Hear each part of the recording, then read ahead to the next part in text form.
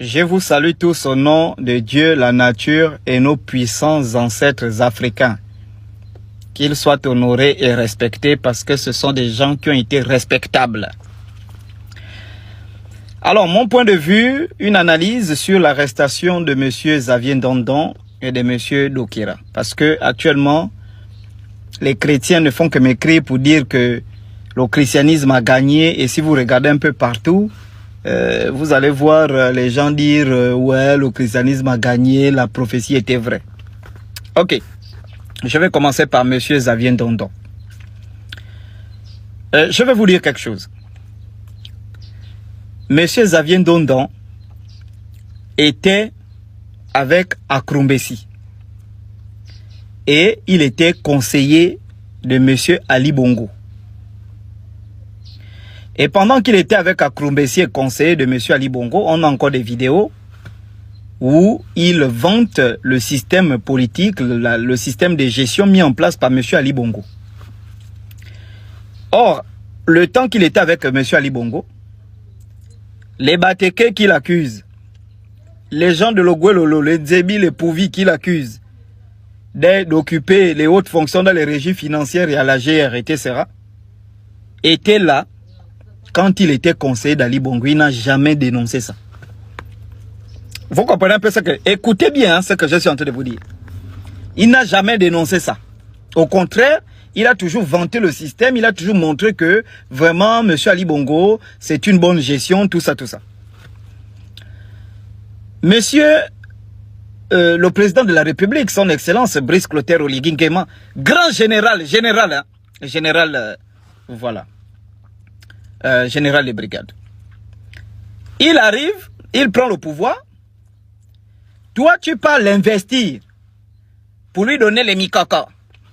Et tu lui dis que les mikoko que j'ai donné là, plus rien ne va t'arriver, personne ne va contester ta gestion, tu seras le meilleur président, tout. Tu as donné les mikoko. Après avoir fait ça, tu reviens dire que il y a les Bateke, il y a les Bapounou, ou je ne sais pas quoi là qui occupent les fonctions, tout.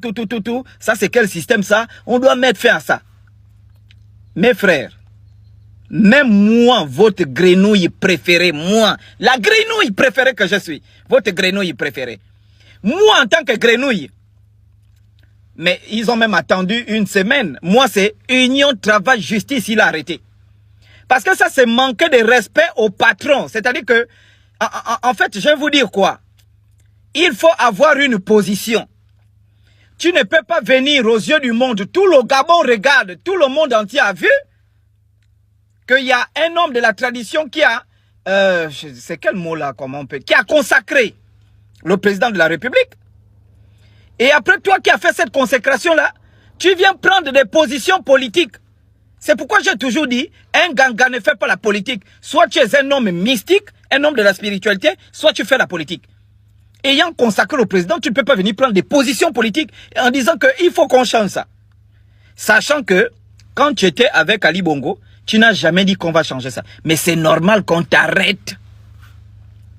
Mais ça, je vous dis, c'est tout à fait normal. Je dis, hein, ça c'est de la trahison, c'est de la traîtrise. Il faut avoir une position. Soit tu es avec le président, soit tu n'es pas avec lui. Vous comprenez un peu? Voilà, donc ça c'était pour M. Xavier. Donc ça n'a rien à y voir avec les prières des chrétiens, tout ça, ça n'a rien à y voir. Maintenant, M. Dokira. M. Dokira, quand il a fait l'émission du en question, moi, je faisais un live, j'avais pas suivi. Déjà, à l'époque, on m'avait coupé les pages TikTok, tout ça. Donc, je n'étais plus connecté. J'ai pas suivi. Mais quand il a fait l'émission, il y a des gens qui m'ont interpellé dans un live en disant que il y a un ganga qui a fait l'apologie des crimes rituels. J'ai dit, quoi? Il va faire l'apologie des crimes rituels comment? Et je pense que mon grand frère Dokira, il m'avait appelé pour me dire que non, je fais une émission, mais je vais retourner, aller réparer. J'ai dit non, il faut réparer sa chère aînée. C'est parce que j'ai changé de téléphone, j'allais vous montrer les messages. Il est pas, je pense que Gabon Premier l'avait réinvité pour aller s'exprimer encore sur la question. Moi, je me disais qu'il devait aller réparer pour lui parce que crime rituel, le rituel est une cérémonie.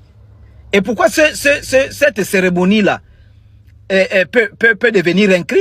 Mais c'est lorsque on note la vie à un individu qui n'a pas besoin, parce que le rituel c'est une cérémonie où on rend, on adore ou bien on rend grâce à une entité, une divinité, etc. Maintenant, si on prend un innocent qu'on sacrifie dans ces rituels-là, ben ça devient un crime rituel. Je ne sais pas si c'est à cause de ça là que TikTok ne fait que supprimer mes pages. Ça devient un crime rituel. Et donc, dans sa définition du crime rituel, je n'étais pas d'accord. C'est bon, lorsqu'il définit le crime rituel comme c'est pas un crime, et ça. Moi, je me suis dit que bon, il devait aller réparer. Il a fait une deuxième émission, ben il n'a pas réparé. Tu vois? Et on ne l'attrape pas à cause de la prière des chrétiens où un pasteur aurait prophétisé sur lui. C'est complètement faux. Voilà. C'est parce que dans son discours, il faut être honnête, dans son discours, quand vous l'écoutez parler, il aborde la question des crimes rituels avec beaucoup de mépris. Voilà, par exemple, dans ses propos, il va dire les gens qu'on attend, on te coupe ça, hein, on te zigouille ça. Et voilà, vous voyez un peu ça? Ça, c'est ce qui a choqué les Gabonais, ce qui a choqué certainement les magistrats, voilà, tout ça pour dire que, mais attendez, voilà, ça ne sont pas des propos qu'il faut tenir. Donc, ça n'a rien à y voir avec los cristianos.